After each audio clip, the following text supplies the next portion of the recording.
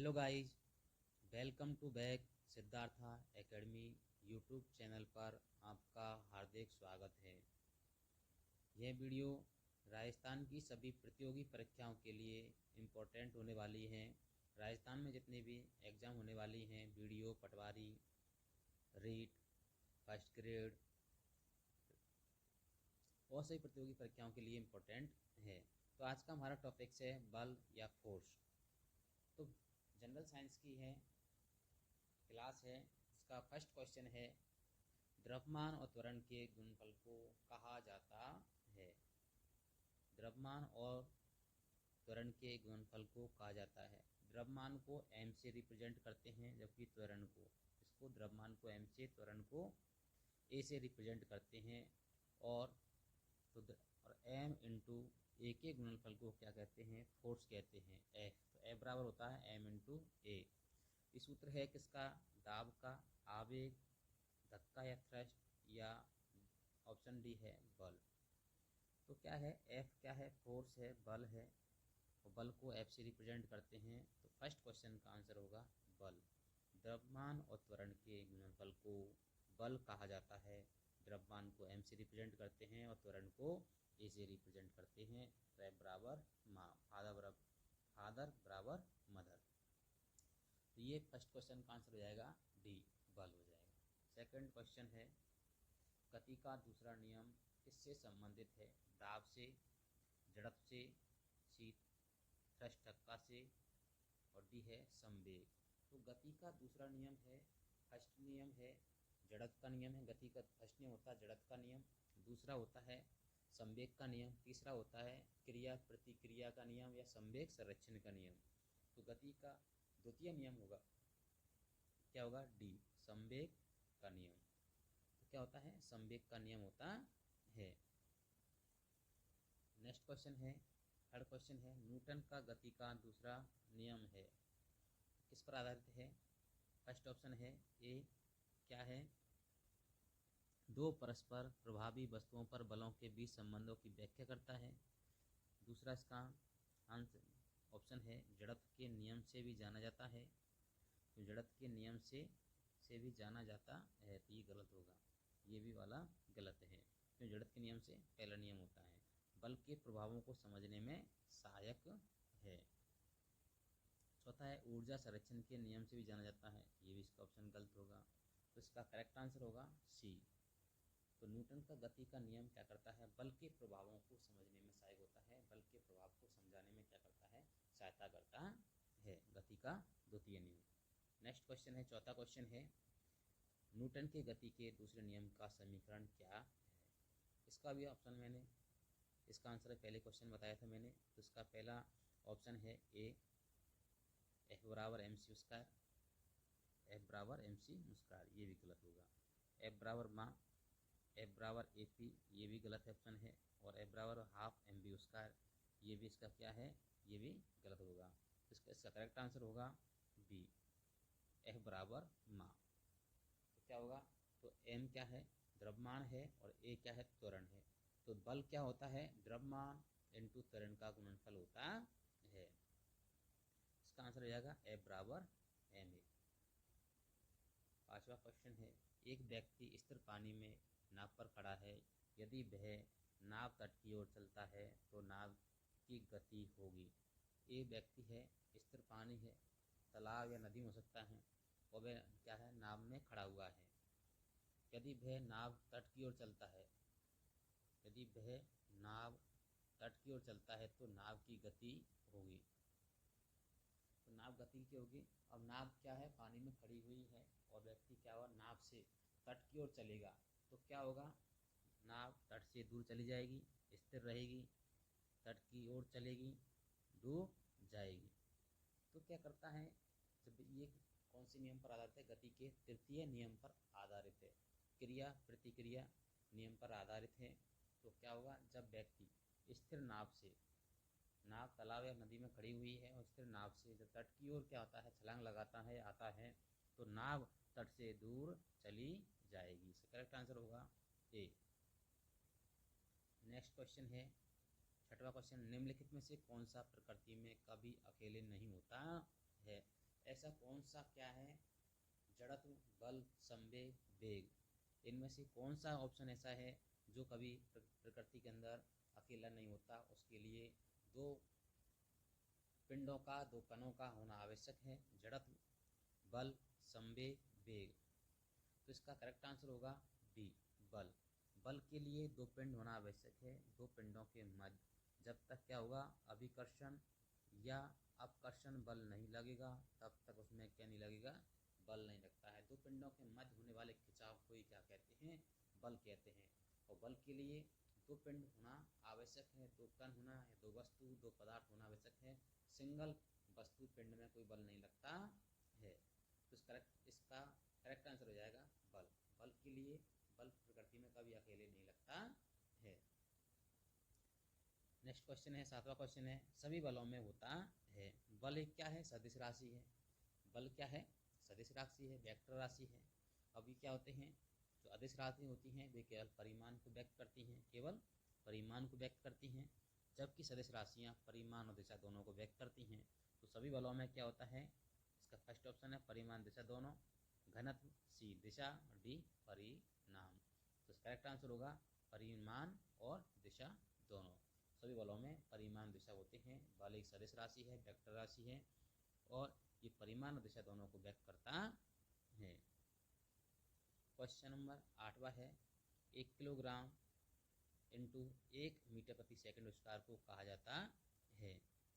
बल का मात्रक क्या होता है, बल का मात्रक होता है न्यूटन। क्या होता है, न्यूटन होता है, न्यूटन होता है। अब एक क्या है, तो क्या होता है m इंटू ए।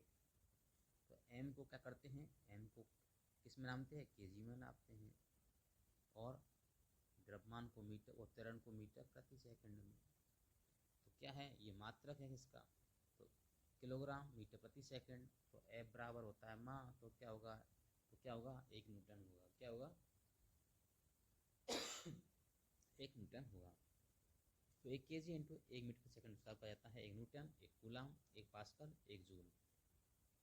कूलाम तो आवेश का मात्रक होता है, ये होगा नहीं। पास्कल ये भी नहीं होगा, पास्कल दाब का मात्रक होता है। जूल कार्य का मात्रक होता है, ऊर्जा का मात्रक होता है। जबकि यहाँ पर क्या है, F बराबर माँ, m द्रव्यमान है, a त्वरण है, तो क्या होगा 1 न्यूटन के बराबर होगा। इसका करेक्ट आंसर होगा ए। 9वां क्वेश्चन है, निम्नलिखित में से बल का मात्रक नहीं है। बल का कौन सा मात्रक नहीं है, ए ऑप्शन है पाउंडल, बी डाइन, सी जूल और डी न्यूटन। तो इसमें कौन सा मात्रक नहीं होगा, तो देखो जूल होता है, किसका मात्रक होता है, जूल को ऊर्जा का होता है, और जूल ऊर्जा का मात्रक होता है और कार्य का मात्रक होता है। तो ये क्या होगा, सी क्या होगा, करेक्ट आंसर होगा। न्यूटन बल का मात्रक है, डाइन भी मात्रक है और पाउंडल भी मात्रक है। तो इस क्वेश्चन का करेक्ट आंसर होगा सी जूल। जूल बल का मात्रक नहीं होता है, और तीनों मात्रक किसके हैं, बल के हैं। नेक्स्ट 10वां क्वेश्चन है, जड़त्व इनर्शिया का नियम किसके द्वारा प्रतिपादित किया गया था। Isaac Newton, B Albert Einstein, C John Dalton, D Stephen Hawking. तो इसका करेक्ट आंसर होगा ए, आइजैक न्यूटन ने जड़त्व इनर्शिया का नियम दिया था। और पहला न्यूटन के पहले या गति के बल के पहले नियम को, गति के पहले नियम को क्या कहते हैं, किसका नियम कहते हैं, गति के पहले नियम को न्यूटन का या जड़त्व का नियम कहते हैं। जड़त्व के बारे में सर्वप्रथम गैलीलियो ने बताया था, इसलिए इसे गैलीलियो का नियम भी कहते हैं या न्यूटन का नियम भी कहते हैं। तो इस क्वेश्चन का इसमें गैलीलियो नहीं है, इसलिए इस क्वेश्चन का करेक्ट आंसर क्या होगा, आइजैक न्यूटन होगा। नेक्स्ट क्वेश्चन है 11वां, जब एक स्थिर बस चलना प्रारंभ करती है तो उसमें खड़े व्यक्ति पीछे की दिशा में गिर जाते हैं। निम्नलिखित में कौन सा नियम इस परिस्थिति की व्याख्या करता है। न्यूटन की गति का प्रथम नियम, न्यूटन की गति का तृतीय नियम, न्यूटन की गति का द्वितीय नियम और संवेग संरक्षण का नियम।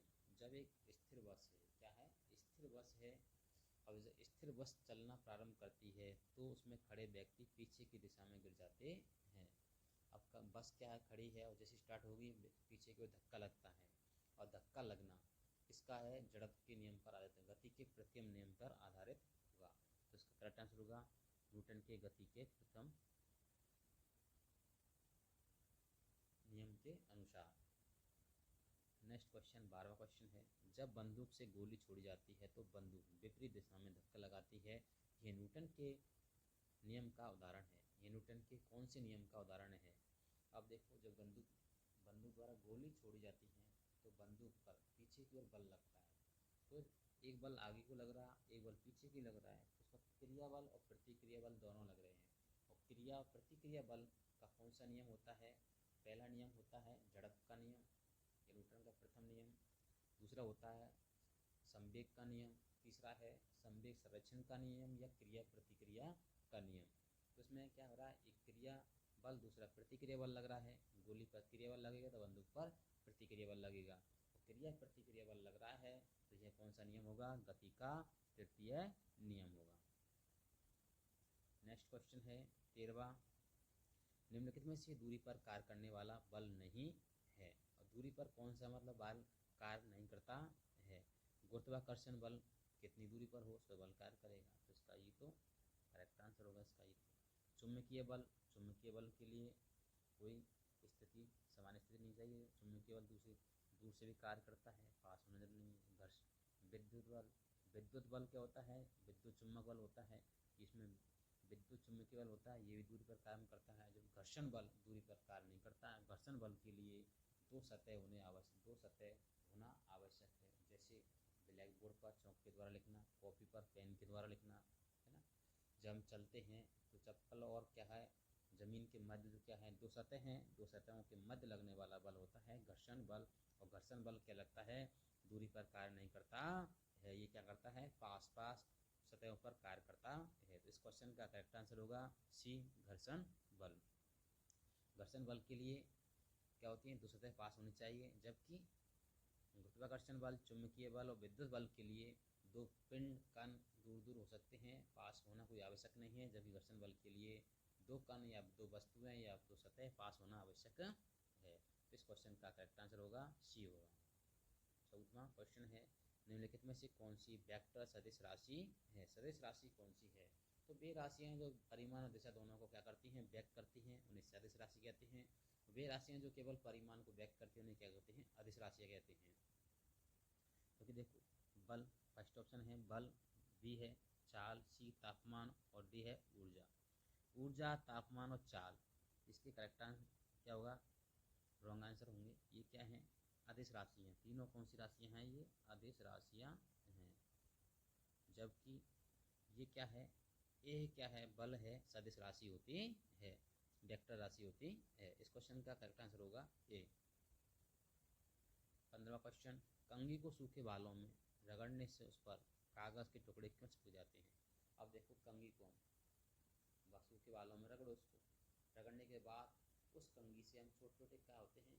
कागज के टुकड़े हैं, या क्या है, मिट्टी है, या क्या है, किसी और कोई वस्तु के छोटे छोटे कंकड़, छोटे छोटे क्या है, टुकड़े हैं, घास के टुकड़े हैं, उनके पास ले जाइए तो वे क्या होंगे? उस कंघी से चिपक जाते हैं। चिपकने का क्या कारण क्या है? फर्स्ट ऑप्शन है स्थिर विद्युत आवेश बल के कारण, बी है गुरुत्वाकर्षण बल के कारण, सी है चुंबकीय बल के कारण, डी है घर्षण बल के कारण। तो घर्षण बल तो लगेगा ही नहीं, है ना, चुंबकीय बल होगा ही नहीं तो चुंबक बल लगेगा। गुरुत्वाकर्षण बल ऑटोमेटिक लगता है, ये होगा ही नहीं इसका करेक्ट आंसर।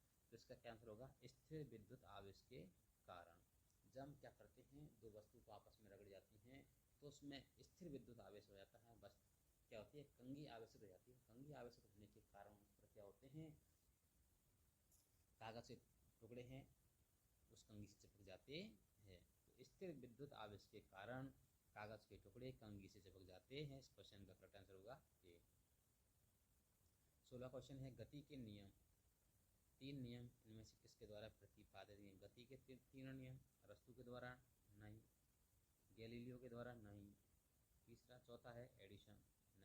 तो गैलीलियो के गति के तीनों नियम किसके द्वारा प्रतिपादित किए गए? न्यूटन के द्वारा प्रतिपादित किए गए हैं। गति के तीनों नियमों को न्यूटन के नियम भी कहते हैं या गति के नियम भी कहते हैं। इस क्वेश्चन का करेक्ट आंसर होगा सी होगा। नेक्स्ट क्वेश्चन है 17वां, निम्नलिखित में से किसके मध्य जड़त्व का मान अधिकतम होता है? जड़त्व का मान अधिकतम होता है, पहला क्वेश्चन, एक ही आकार के रबर बॉल और पत्थर के बीच। बी है स्कूटर और बस। सी 10 रुपये के सिक्के और 5 रुपये के सिक्के। और डी रेलगाड़ी और हवाई जहाज। जड़त्व का मान अधिकतम होगा जिसका द्रव्यमान अधिक होगा। जिस वस्तु का द्रव्यमान अधिक होगा उसका जड़त्व भी अधिक होगा, और जिसका द्रव्यमान अधिक है उसका जड़त्व अधिक होगा। अब देखो, एक ही आकार की दो रबर की बॉल है, बॉल छोटी छोटी होती है ना, तो इसका ये करेक्ट रॉन्ग आंसर होगा। स्कूटर और बस, ये भी, इसमें भी क्या होगा, कम होगा। 10 रुपये के सिक्के हैं, छोटे छोटे सिक्के होते हैं। रेलगाड़ी और हवाई जहाज, इनका द्रव्यमान अधिक होगा। रेलगाड़ी बहुत बड़ी होती है, हवाई जहाज बड़ी होती है, उनका द्रव्यमान अधिक है, तो उनमें क्या होगा, जड़त्व भी अधिक होगा। उनके अंदर भी क्या होगा, जड़त्व का मान भी अधिक होगा। इसका राइट आंसर होगा डी होगा। 18वां क्वेश्चन है, अविचलित वस्तुओं के आराम से रहने या समान वेग से चलने की प्रवृत्ति को क्या कहते हैं?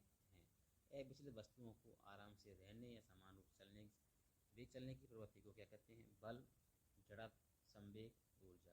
इस क्वेश्चन का करेक्ट आंसर होगा 18वें क्वेश्चन का बी, जड़त्व। जड़त्व क्या है? समान रूप से चलने वाली वेग की प्रकृति है। क्वेश्चन नंबर 19वां है, खिलाड़ी एथलीट निम्नलिखित में से किसका लाभ उठाने के लिए लंबी कूद से पहले दौड़ता है? गति का जड़त्व, घर्षण बल, बल का आघूर्ण का सिद्धांत। इस क्वेश्चन का क्या होगा? तो इस क्वेश्चन का करेक्ट आंसर होगा ए, गति का जड़त्व प्राप्त करने के लिए वह क्या होता है, लंबी कूद से पहले दौड़ता है, जिससे उसको क्या होता है, लंबी उछाल लगा सकता है। तो यह वीडियो सभी प्रतियोगी परीक्षाओं के लिए इम्पोर्टेंट है। जो स्टूडेंट इस चैनल पर नए हैं वे चैनल को सब्सक्राइब करें और बेल आइकन को दबाएं, जिससे आने वाली वीडियो का नोटिफिकेशन सबसे पहले आपको मिल सके और वीडियो का लाभ भी मिल सके आपको। यह वीडियो राजस्थान में होने वाली सभी प्रतियोगी परीक्षाओं के लिए इम्पोर्टेंट है।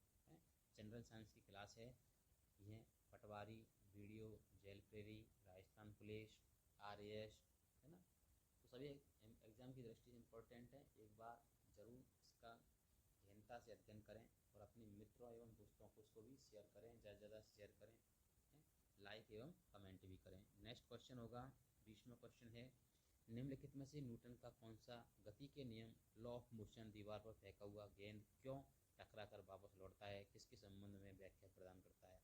इनमें से कौन सा गति का नियम है जो गेंद को दीवार फेंकते हैं और दोबारा गेंद वापस टकरा कर वापस लौटती है? तो गति का पहला नियम है, गति का दूसरा नियम, गति का तीसरा नियम, कोई भी नियम। देखो, तो गेंद अपन दीवार फेंक रहे हैं, अपन बल लगा रहे हैं, वापस दीवार गेंद पर बल लगा रही है, तो हमने गेंद को फेंका दीवार की तरफ, हमने गेंद पर कौन सा बल लगाया, क्रिया बल। गेंद को क्रिया बल लगाया, दीवार ने दोबारा रिटर्न बल लगा दिया किस पर, बॉल पर। तो क्रिया का क्या हो गया, प्रतिक्रिया, दोबारा गेंद वापस हमारी तरफ आ रही है, तो क्या हो गया, क्रिया और प्रतिक्रिया बल लग रहा है ना। तो कौन सा नियम होगा गति का, तृतीय नियम होगा, गति का तीसरा नियम होगा इस क्वेश्चन का। 20वें क्वेश्चन का राइट आंसर होगा सी होगा। 21वां क्वेश्चन, निम्नलिखित में से कौन सा कथन गलत है? अब देखना कौन सा कथन गलत है।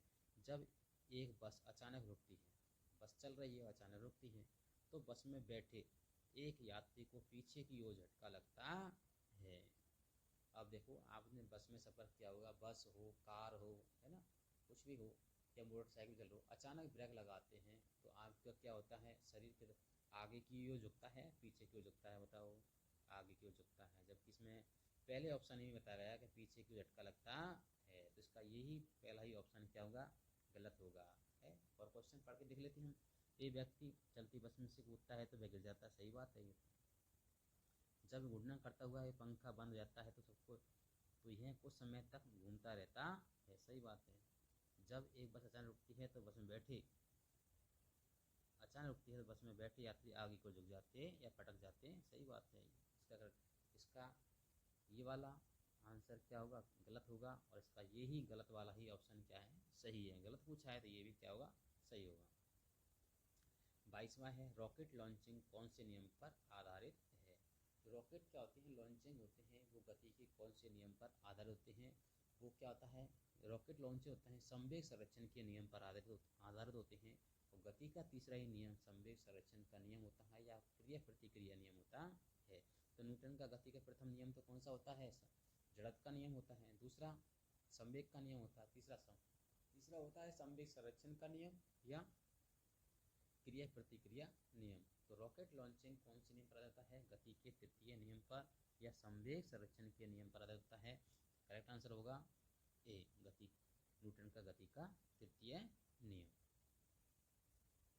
नेक्स्ट क्वेश्चन है 23वां, रॉकेट की गति पर निम्नलिखित में से कौन सा संरक्षण सिद्धांत पर लागू होता है? द्रव्यमान का संरक्षण, आवेश संरक्षण, संवेग संरक्षण, ऊर्जा संरक्षण। इस क्वेश्चन का द्रव्यमान संरक्षण से कोई मतलब नहीं है, आवेश से कोई मतलब नहीं है, ऊर्जा से कोई मतलब नहीं है, तो इस क्वेश्चन का करेक्ट आंसर होगा सी। तो क्या है? रॉकेट लॉन्चिंग में संवेग संरक्षण के नियम को क्या ध्यान में रखा जाता है? इस क्वेश्चन का करेक्ट आंसर होगा सी, संवेग संरक्षण का नियम। तो ये वीडियो, हेलो गाइस, ये वीडियो आपको अच्छा लगे तो ज़्यादा से ज़्यादा शेयर करें, लाइक करें, कमेंट करें और चैनल पर नए हो तो चैनल को सब्सक्राइब करें। थैंक यू, धन्यवाद।